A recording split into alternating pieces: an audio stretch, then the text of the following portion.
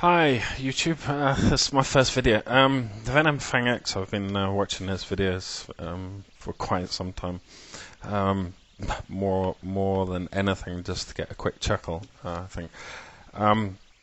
He's made 5 questions for atheists, which is talking about such subjects. I mean, you can go on for a huge length of time. So I'm going to just concentrate on one of those questions. I'm not really going to entertain him for the other 5, the other 4.5, 5, simply because it's nonsense. But the number one question I think he answers is there design in the universe? The most striking thing that made me want to post this video is the fact that venomfangx seems to define perfection. He is showing more than anything that he's just vain and loves himself. I don't see what else it proves. But if we want to take on perfection as proof of design, then let's just look at everything that venomfangx is. He's not the perfect runner, for example. In nature, no one human being can beat the speed of an average horse. It's ridiculous, and yet he would say he's perfect.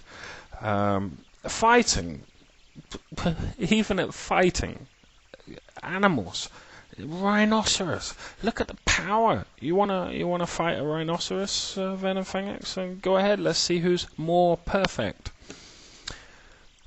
Strength. Obviously that comes under fighting, but you deny that we're related to chimpanzees, but I mean, despite the obvious similarities, but I'd love to see him prove that he's perfect to a chimpanzee, because a chimpanzee would eat him for breakfast. He says that he's got perfect teeth. Pretty well designed to him, and that is the point. It is to him, and his argument doesn't represent God. It doesn't represent anything else other than his own interpretation of the world, and he seeks to push his interpretation on the world to other people, to elevate himself to a standard that can't be measured, to put himself above other people. And this is evident in his aspirations to perfection. We can carry on. Being able to calculate in our heads outcomes, etc.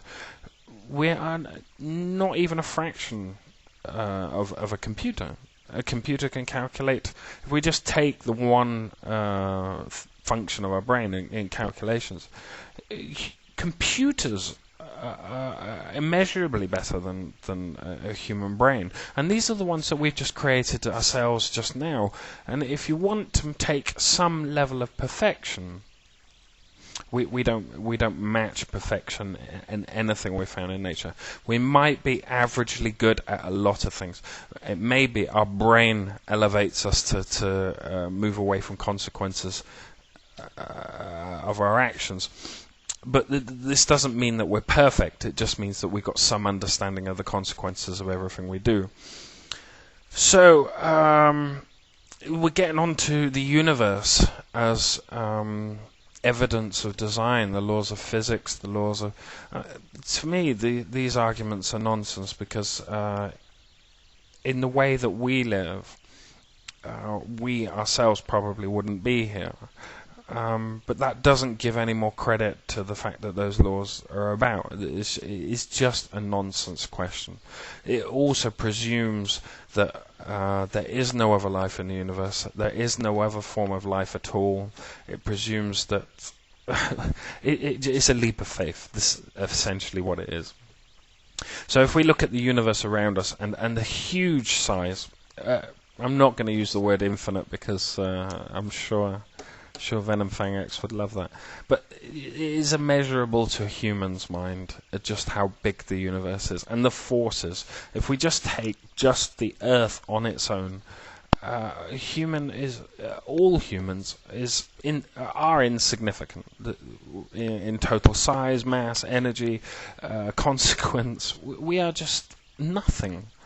in a handful of mud, you'll have billions, you'll have 10 times the amount of bacteria than the whole population of the Earth. This is how insignificant we are. The fact that we're just a little bigger in comparison to the universe.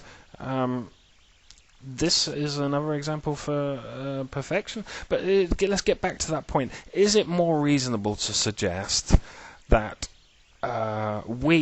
life, had to evolve to the standards, if we call them standards of the universe, the simple matter of fact? Yeah, this is the environment that you are there.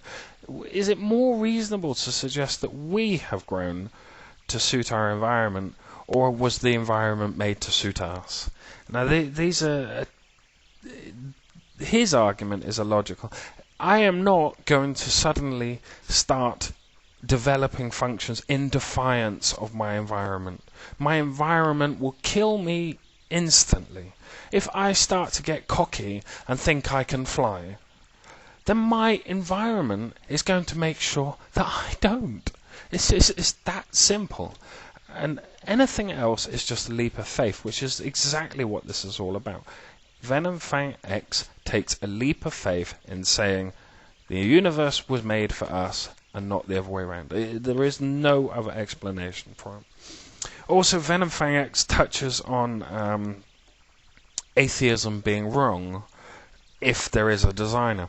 Atheism won't actually be wrong, and I wish venomfangx would actually get it into his little skull that atheism is a non-belief in any deity. That complete non-belief. Even if there was a God, if somebody does not believe it, then they are an atheist. Simple. So even if there was a God, atheism cannot be true, it cannot be false. It's just a description we give to people that believe in one less God than venomfangx. Now, if he wants to get into the argument about is there a designer, which designer? I mean, I said I wasn't going to answer some of the other questions. I mean, he made this argument about infinity. I think what he was trying to do was get onto the consequences of no God and science in the world, and that infinity could be suggested. And he raised this question about an infinite amount of rooms, infinite amount of guests, and then he introduces the fact that somebody asks for a room, and they said no, they're already taken. It wasn't infinity that asked for the extra guest. It wasn't infinity that asked the question of whether there's enough room for an extra person. It was venomfangx's argument. It was just introduced to infinity. Now I could use the same argument in is there enough room for God? Oh no, sorry, we're full. If there's no room, there's no room. Let's take it to the universe.